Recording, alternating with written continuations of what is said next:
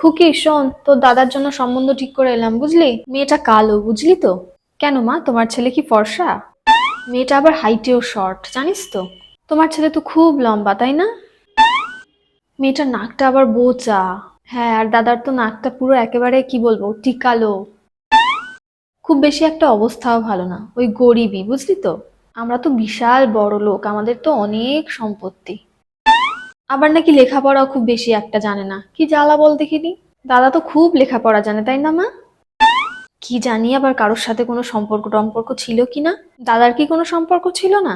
আমার বাবু খুব ভালো, আমার বাবুর মতন ছেলেই হয় না। তোমার কাছে যেমন তোমার বাবু সেরা, সেরকম প্রত্যেকটা মা বাবার কাছেই তার সন্তান সেরা। ওই মেয়েটার মা বাবার কাছেও ও সেরা। এটাও তো জানি না যে বাড়ির সব কাজকর্ম জানে কি জানে না। তুমি যখন এসেছিলে তুমি সব কাজ জানতে। বাড়িটা একেবারে ছোট, সেই কুঁড়ে ঘর টাইপের। আমাদের বাড়ি তো রাজপ্রাসাদ একেবারে। এই তুই চুপ কর তো, তুই কিচ্ছু বুঝিস না। না মা, একেবারেই চুপ করব না। তোমার যখন পছন্দই না তাহলে সম্বন্ধটা করে এলে কেন? আমি বলি কেন করে এলে, যদি তুলনাই করতে হয় তাহলে দাদার জন্য ওর থেকে ভালো মেয়ে আর পেতে না।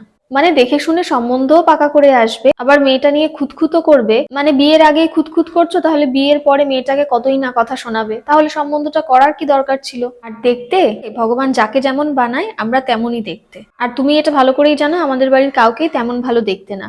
তাহলে অন্য একটা মানুষ কেমন দেখতে সেটা নিয়ে বিচার করছো কেন?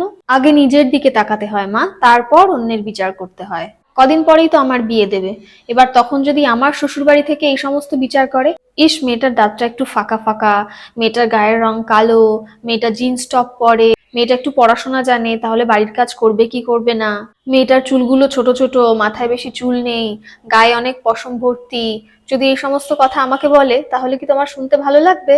আরে তোর জন্য তো রাজপুত্র আনবো রে। সবাই তো ভালোটা পেতে চায়, কিন্তু আমি যেমন সেরকমই আশা করতে হয়। দাঁড়া, তোর বাবার কাছে বলছি যে মেয়ের খুব চোপা হয়েছে, দাঁড়া। আজকে আসুক তোর বাবা বাড়িতে, ওই যে সত্যি কথা বললাম বলে এবার বাবাকে বলে দেবো।